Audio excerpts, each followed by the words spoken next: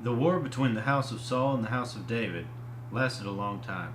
David grew stronger and stronger, while the house of Saul grew weaker and weaker. Sons were born to David in Hebron.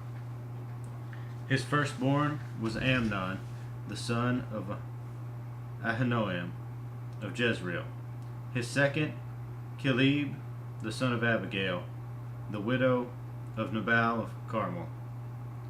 The third, Absalom, the son of Maacah, daughter of Talmai, king of Geshur.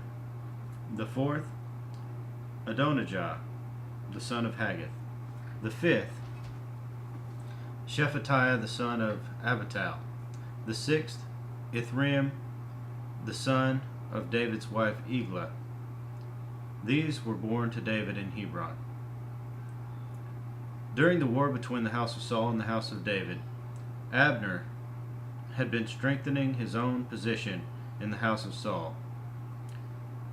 Now Saul had had a concubine named Rizpah, daughter of Aiah, and Ishbosheth said to Abner, "Why did you sleep with my father's concubine?" Abner was very angry because of what Ishbosheth said, and he answered, "Am I a dog's head on Judah's side? This very day I am loyal to the house of your father Saul, and to his father and friends. I haven't handed you over to David. Yet now you accuse me of an offense involving this woman. May God deal with Abner, be it ever so severely, if I do not do for David what the Lord promised him on oath, and transfer the kingdom from the house of Saul and establish David's throne over Israel and Judah, from Daniel to Beersheba." Ishbosheth did not dare to say another word to Abner, because he was afraid of him. Then Abner sent messengers on his behalf to say to David, "Whose land is it? Make an agreement with me, and I will help you bring all Israel over to you."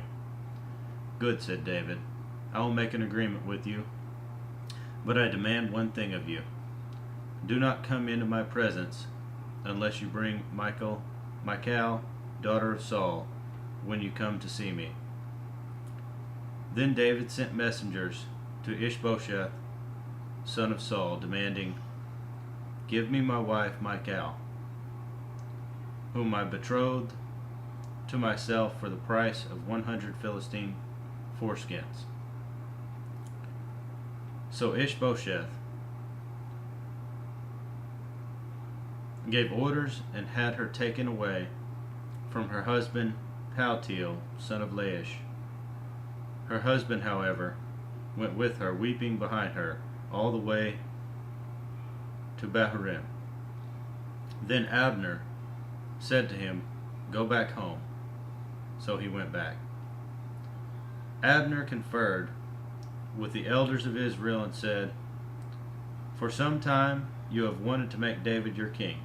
Now do it, for the Lord promised David, 'By my servant David I will rescue my people Israel from the hand of the Philistines and from the hand of all their enemies.'"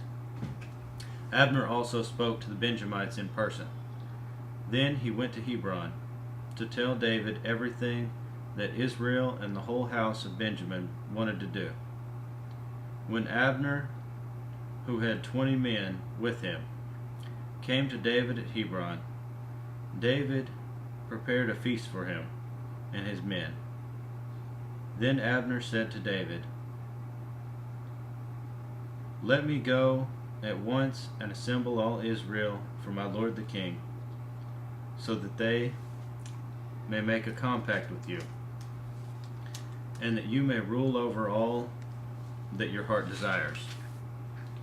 So David sent Abner away, and he went in peace. Just then David's men and Joab returned from a raid and brought with them a great deal of plunder. But Abner was no longer with David in Hebron, because David had sent him away, and he had gone in peace. When Joab and all the soldiers with him arrived, he was told that Abner, son of Ner, had come to the king, and that the king had sent him away and that he had gone in peace.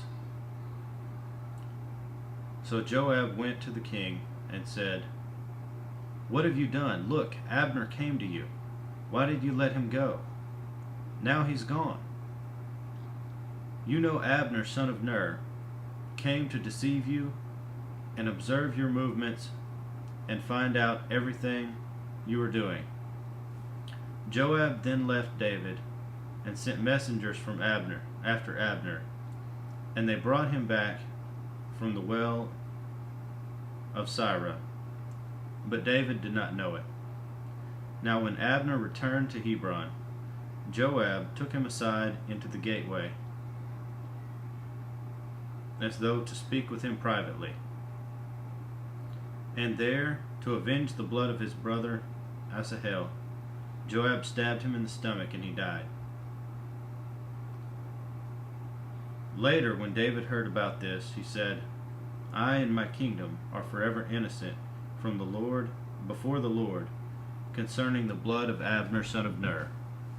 May his blood fall upon the head of Joab and upon all his father's house. May Joab's house never be without someone who has a running sore or leprosy, or who leans on a crutch, or who falls by the sword, or who lacks food." Joab and his brother Abishai murdered Abner because he had killed their brother Asahel in the battle at Gibeon. Then David said to Joab and all the people with him, "Tear your clothes and put on sackcloth and walk in mourning in front of Abner." King David himself walked behind the bier. They buried Abner in Hebron, and the king wept aloud at Abner's tomb. All the people wept also. The king sang this lament for Abner: "Should Abner have died as the lawless die? Your hands were not bound, your feet not fettered. You fell as one falls before wicked men." And all the people wept over him. Then they all came and urged David to eat something while it was still day. But David took an oath, saying, "May God deal with me, be it ever so severely, if I taste bread or anything else before the sun sets." All the people took note and were pleased. Indeed, everything the king did pleased them. So on that day all the people and all Israel knew that the king had no part in the murder of Abner son of Ner. Then the king said to his men, "Do you not realize that a prince and a great man has fallen in Israel this day? And today, though I am the anointed king, I am weak, and these sons of Zeruiah are too strong for me.